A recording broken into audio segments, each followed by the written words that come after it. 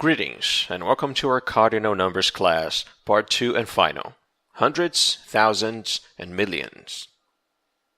This is a pre-intermediate topic of easy difficulty. If you haven't watched part 1 yet and are not familiar with 1 and 2-digit numbers in English, we strongly advise you to do so. Dealing with big numbers can be intimidating, even to advanced students. This usually happens due to lack of practice or because numbers are not often present in their routine. Just attending a few classes regarding the topic of numbers is not enough to make someone feel confident when faced with big figures. Practice is important, as it is in the development of any other skill.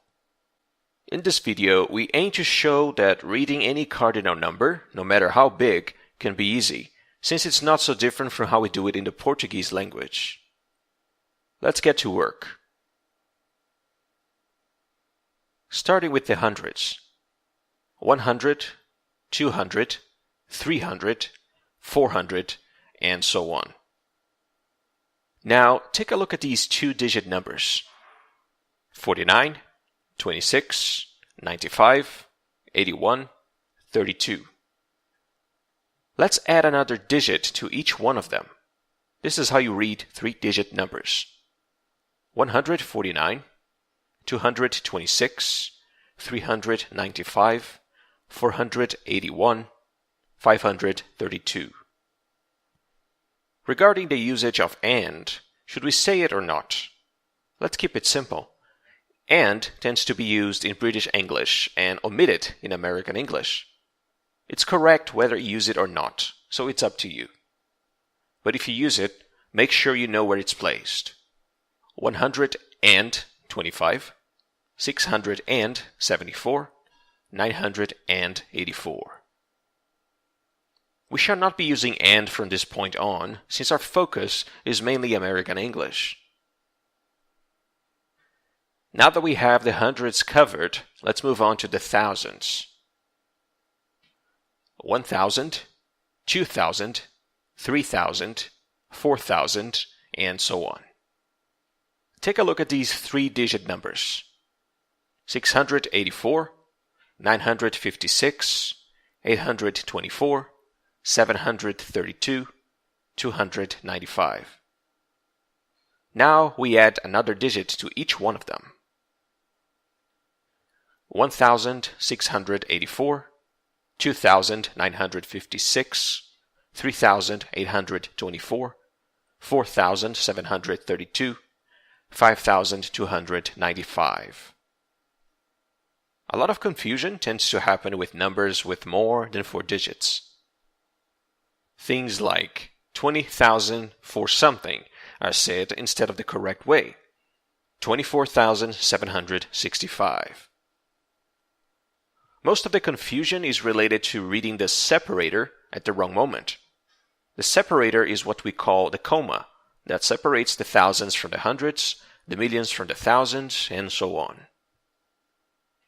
In order to avoid such mistakes, we advise you to do the following. Take a number like this one. What you must do is focus on reading everything before the comma, as if nothing else existed. Then proceed to reading the comma and what it represents. In this case, the comma represents the thousands. Once you're done, finish reading the rest of the number. In the end, this is what we should get. 145,956. Let's do the same for the numbers below. 5,366, 67,932, 965,904. Once again, remember to focus on everything that is before the comma, or separator, and then continue reading the rest of the number. We will revisit this technique once again after we cover the millions.